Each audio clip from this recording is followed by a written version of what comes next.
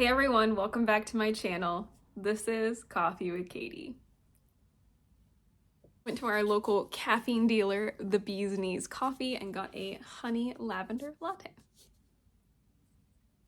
So today's video is going to be my January reading wrap up. You know what this means. We're going to go through all of the books that I read in January and a little bit of my thoughts on them, so let's just go. So the first book that I read in January was Beasts and Beauty, Dangerous Tales by Soman Shinani. This is just kind of a collection of tons of different fairy tales with illustrations. So they've got like Red Riding Hood, Rapunzel, like just so many different fairy tales, but they're all told with a twist and they're all kind of like these reimaginings of these fairy tales.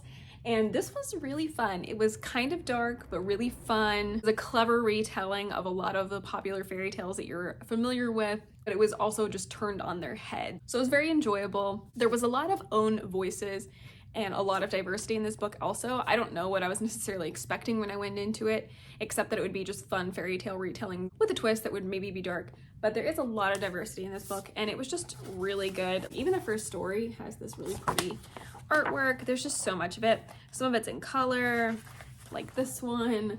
There's just so much to this book. And I really come to appreciate Soman Shinani after reading the first book for The School for Good and Evil. So this was no exception. He is a really cool writer, and I really enjoyed this. And I was glad to have picked it up and read it because it's been on my shelf for a little while. And I gave it 4 out of 5 stars. The second book that I was able to read that was also part of my 23 in 2023 challenge is Crescent City, A House of Earth and Blood by Sarah J. Maas. So I primarily listened to this because I could. In this story, you're following Bryce, who is half fae, half human, an urban fantasy, but it's set in a world where there's like all of the magical creatures. So there's werewolf shifters, there's leopard shifters, there's fae, there's angels, there's witches, there's vampires, there's just like all of the things you can imagine. They all live in this city, or at least they're just all over this world, and Crescent City is a big city. And Bryce's best friend ends up murdered, and she's trying to kind of figure out what happened to her, but also recovering, and she ends up getting assigned in a fallen angel guardian so he can keep her safe while they're investigating what happened, and he is a slave because he was a part of a rebellion. And it was an interesting story. The mystery elements of this, I feel like, weren't as prominent as just the character dynamics. I really get into more of the mystery elements and the crime and things like that.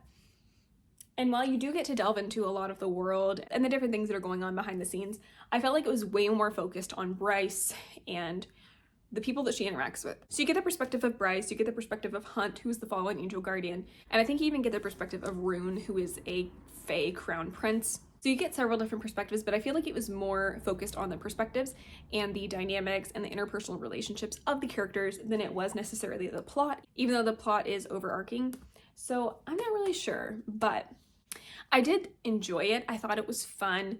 I'm curious to see where the story goes. I'm a little hesitant because I felt like for how long this book was, there wasn't as much plot as I would assume there were to be. And I've heard that in the second book, there's even less plot. So I'm kind of concerned at how everything's going to go and how it's going to wrap up.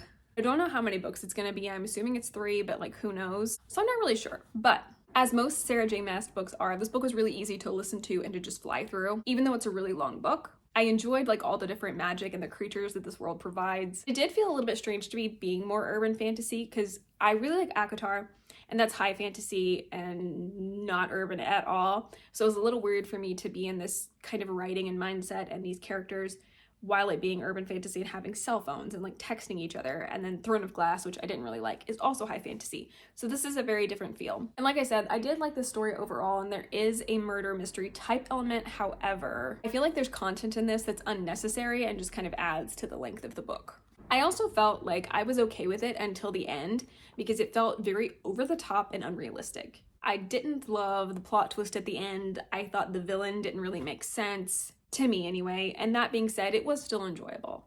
I'm going to continue. I want to know what happens, but like I said, I'm kind of concerned about the plot being dragged out in the second book. And as I've heard whispers of this, I do think Sarah J. Maas is up to something with the portals and the crossover things that are happening. Don't know how that'll work, but it seems like she is plotting something. And I gave this 3.5 stars. The next book I read was Five Survive by Holly Jackson. I was actually really excited about this book because I really enjoyed A Good Girl's Guide to Murder and Good Girl Bad Blood, but As Good as Dead was not my favorite. The last third of the book, I was like, what is this? But I liked the rest of the series, and A Good Girl's Guide to Murder was so good. So I was really curious in following more of this author's writing and getting into it more. And she was writing another kind of like thriller, and so I was really excited about it. And it was a disappointment. Essentially, you're following a group of friends who, there's 6 of them, and they're all going on this road trip to this concert, and their RV breaks down, and then you know at the beginning that 5 survive and 1 will die. And you're there like trying to figure out what's going on the whole time. There's an active shooter involved.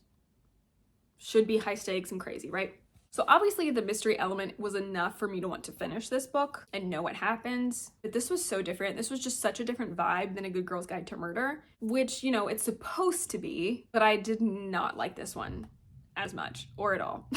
The main character was really flawed and kind of frustrating, and not in a, oh, just really flawed type of way. It was just like, it was silly and frustrating and didn't really make sense and was annoying. I didn't like being in her head. I didn't like any of the characters because it seemed like they weren't really taking the situation seriously, and there's an active shooter trying to kill you. Just felt like they weren't taking things as seriously as they should have been the whole time, or at least most of the time. The overall story was like okay, but it wasn't my favorite.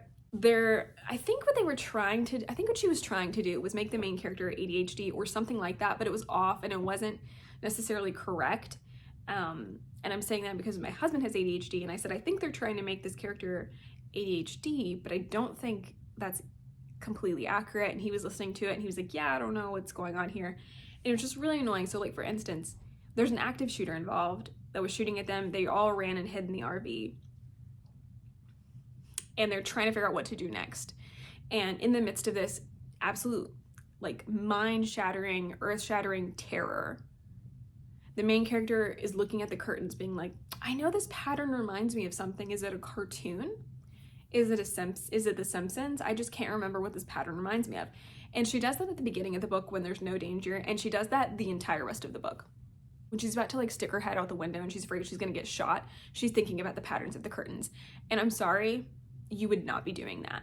You would not be doing that if you were pumped up on adrenaline and trying to survive. And I don't know, it just really bugged me. I just didn't like it. I didn't like how it was written. I didn't like the twists. I didn't like the ending. I didn't like anything about it. And it felt like I was reading a different author. So it was just really disappointing and really frustrating. And I was really sad about it. And I may want to try this author's work in the future with whatever else she comes out with. But this really wasn't for me. And it makes me way more hesitant to pick up her works now. Because this is not the same level as A Good Girl's Guide to Murder. I ended up giving this 2 stars. Maybe I should have given it 1, but at the moment it has 2 stars. This next one is one that I had read part of, put it down, picked it up, put it down, and it was just in like a cycle like that, and I just really needed to finish it, and I finally did, and that was Frostblood by Ellie Blake. I ended up loving this book. I was really enjoying it when I started it, and the more I get into it, the more interesting it was. I loved this. I thought it was so much fun. I really want to read book 2 and 3 and like finish up this trilogy because it was so good. You're following a Fireblood who years ago there was a rebellion and the Firebloods were all but basically eradicated except for a few survivors. And the Frostbloods are the ruling class, and they're really cruel, and there's something like vicious about them, and they're trying to get rid of any more surviving Firebloods. And she and her mother are in hiding, and then she gets discovered and is thrown into prison, where she is rescued by some Frostblood rebels that are also trying to overthrow the evil king and create a better world. And in order to do that, she has to compete in trials against Frostbloods in like a tournament champion gladiator type thing. So it's a lot of elemental magic and a lot of just really cool things.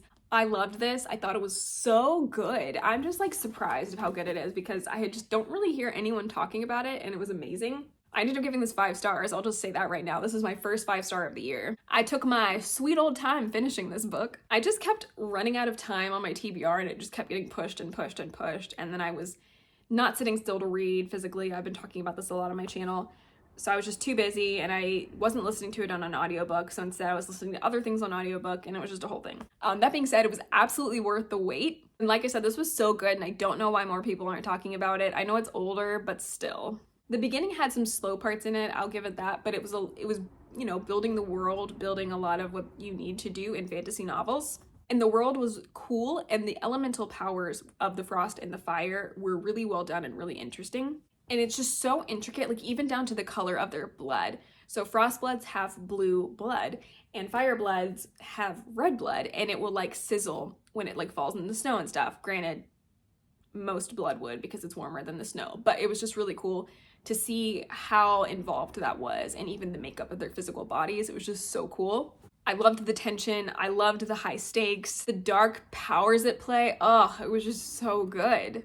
I felt this kept me guessing a little and didn't always turn out how I thought it would, which can be difficult to do. Even though I did guess one of the bigger plot twists, I still felt that way. How this series will continue, I have no idea, but I'm very excited to do so. I really like the dynamic of the main character with Arcus. It was just so good. My goodness, this was a new favorite. Very excited to be along for the ride on that trilogy. Next book that I was able to finish was Howling Dark by Christopher Rocchio, which is also on my 23 in 2023 challenge. This is a chonker. This one and Crescent City were two big chonkers, so took a lot of my month, but I was very anxious to continue the Sun Eater series and following more of Hadrian Marlowe, and I got that in this. I really enjoyed this book. It did a similar thing where it's kind of slow in the beginning, but I think the author is just working really hard to really build up the world and build up the backstory, and build so much backstory for this series before he goes dark. In it, because it has been confirmed that there's 7 books total in this series, and this is only book 2. So he would have to build so much of the story if the climax is going to come in like book 6, 7. There was a part towards like the first half of this book where there's lots of mentions of fetuses and children and toddlers growing in like tubes and jars with like this amniotic fluid, and they're just like all over like a nest of them. And that is something that like really grosses me out and I really don't like in books. I understand that it can be a thing, especially in sci-fi, space opera, creepy stuff, but it's just something that I really don't enjoy. So I'm sure that took this down a notch for me because I just really hate it. It's gross. The last half to last third of the book was really action-packed and really crazy. A lot of action and a lot of really cool / devastating elements and things that happen. I definitely look forward to following more of Hadrian on his journey. I will do a little bit of a rant for a moment, right? So it's a little slow, but then there was a lot of action and there's like a cliffhanger like there always is with a lot of books like this to keep you invested and keep you moving in the series. But a complaint aside from the pacing that I'm just gonna get up here and I'm gonna say, because I've been noticing it more and it's been bugging me. Why do male authors need to write scenes of women trying to seduce the male main character? And it's not like a cute, like, we're gonna be in a relationship type of a thing. It's usually coming from sinister motives, like they want to find information, or they want to take the character down, or just want to make them vulnerable. But why is it written so much? Women aren't like that. Like, who does that? I'm sure there's somebody who does that, but like, who does that? What woman out there is like, you know what? I really hate this dude and I'm gonna seduce him so I can learn his secrets. No, don't touch me. Don't come near me. Like, I don't understand it. It's so frustrating to me, and it feels like it's to the point where every time there's a series written, it has to have one of those scenes, you know? Like, this scene has to exist for this to be a space opera, or it has to exist for this to be fantasy. Why? Is this because this is every male's fantasy? Is this like the male author's fantasy and they want this to happen to them and that's why they write it? Because if so, that's gross. I'm just so over it. I'm sorry. This is probably coming from a place of just being sick of it and just like grossed out, and I don't understand it, and I would never act like that, so I don't understand why they write women that way, and it just frustrates me. And it's not even just Christopher Rocchio, and like, he's fine. I'm going to continue to read his books. It's not just him. So I'm not saying to like boycott him or not read his books. I think you should read his books. I like them. But like, I'm just noticing this as a pattern in a lot of adult sci-fi, fantasy, what have you. And it's frustrating me because I don't think it's necessary, and I don't think it adds anything to the story whatsoever. It just paints women as these like vindictive, sly creatures, and I just don't like it.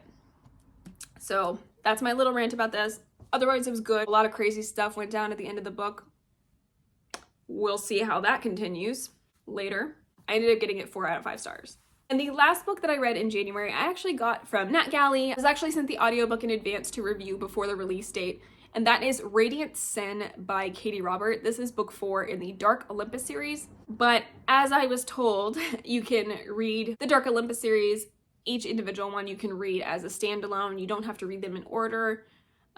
Each of them can be individual stories that you just pick up and read. So I received this from NetGalley in exchange for my review, and this book was okay, I guess. I will say this is the first Dark Olympus novel I have read. Despite its claim that I mentioned at the beginning, that it can be read as a standalone, I felt like there was more information established about this world that I didn't have going into this book. There may not be, but I just feel like there definitely was more information established in Neon Gods, Electric Idol, whatever it was. The first one was Neon Gods. I feel like there had to have been more established about this world in that book that I don't have going into this book. So that may have affected my enjoyment a little bit. So just know that going into it. You can still pick things up and you can still read it, and it's not like super vital to the story, but I did feel a little bit lost in some areas. And one of the reasons I picked this one up first was because I was more interested in the Apollo retelling because, you know, there's a lot of Hades and Persephone's retellings, and that's what Neon Gods is. And so I was more interested in the Apollo story and that it was going to be following Apollo, which is why I decided to read Radiant Sin before I read all of the others. But I will say that I don't think this story follows any of the Greek myths. It may, very loosely, but I have a feeling it doesn't. I really didn't find myself interested in this. It was a lot of spice and barely any plot. And despite these two main characters being co-workers and working together for years and having like secret crushes on each other, it still somehow felt a little bit like insta-love, which I'm not necessarily a hater on that, but it just wasn't working for me in this book. And again, that trope doesn't always bother me. They did utilize a lot of tropes that I usually like, such as one bed trope. That's one of my favorite tropes, especially if it's thrown in there in like a random fantasy book. And I occasionally can get down with some fake dating tropes, but this just felt like they were immediately hooking up, and then that was just most of the book. They tried to say they were like trying to solve a mystery and people were in danger, but then they would just get rattled and then sneak off and go hook up again. I do think the author has an overarching plot potentially throughout all of the books, but you know, I can't be sure because I've only read this one, so take a lot of what I'm saying with a grain of salt. But it just really wasn't for me. It felt a lot more contemporary. It felt like there was little to no magic. If there's magic, I didn't see it. It didn't really feel like a Greek myth. It just kind of felt like a underground mafia. Mafia is not the right word, but they're like in charge of the world. They're like the big powers of this city. They control this city. It didn't really feel magical. It didn't really feel like Greek myth or any of that. It just felt very contemporary. And I will completely say that that could very well be and probably is what it's supposed to be. It's probably not magical. It's probably nothing like that. And I just was hoping it would be. So, you know, don't knock the author for that because I'm sure that's not what she intended in this book. There is some like competition element. So in order to like get one of these roles, you can do a competition and you can win the role. So for instance, they kept saying things like the new Ares or whatever, because the Ares position is a position and it can be taken. So like I could compete and become the new Ares. It's not a god like character or a certain person. It is a title and you can win that title. So that was a little bit of something I needed to grasp, and that was something that I felt was left out of this book and is probably explained in Neon Gods and other books that you don't get in this book as much. That's kind of what I'm saying with like the world building aspects and going into it with information that was probably told in other books that I didn't have. Yeah, I just really wasn't a fan. Didn't really like it. It was okay. If you like stories like that, if you like more contemporary stories with a lot of spice and little plot, or no plot basically, then you probably won't mind this like I did. You'll probably really enjoy it. So if that sounds like something you would enjoy, pick it up. I think you'll love it. I really need a plot. I need to feel like some slow burn or something. I need to feel like I'm rooting for characters.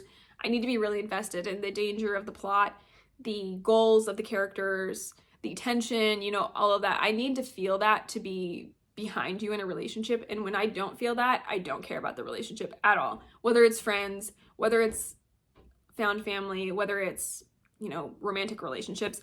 If I'm not buying into your dynamic and I don't like you as characters, or I'm not really invested in you or the story or the plot or your goals, I don't care. So if those things don't bother you, you'll probably like this. It was a very quick read. I think I listened to it in like 3 days. So if those things don't bother you, read it. I think you'll love it. It has spice. You do you. I do think Katie Robert did something that was nice where she handled a body issue in a positive way. So the character is described kind of as overweight, but I wouldn't even say that. I guess other people would call her overweight, but she's just like a curvy girl. And I think that's handled really well because she basically tells him, like, you can't tell me how to eat. You will not tell me how to control my body. And he says, I am appalled that somebody would have ever told that to you. I accept you for how you are. You're beautiful. So the way that like conversation is kind of handled, I think is nice, but kind of all I can say about it. I ended up giving it 2 stars. Maybe it's a 1 star, but I feel like it's not bad. It's just really not my thing, you know? Like, it's bad to me, but in the overall book world, it's not bad.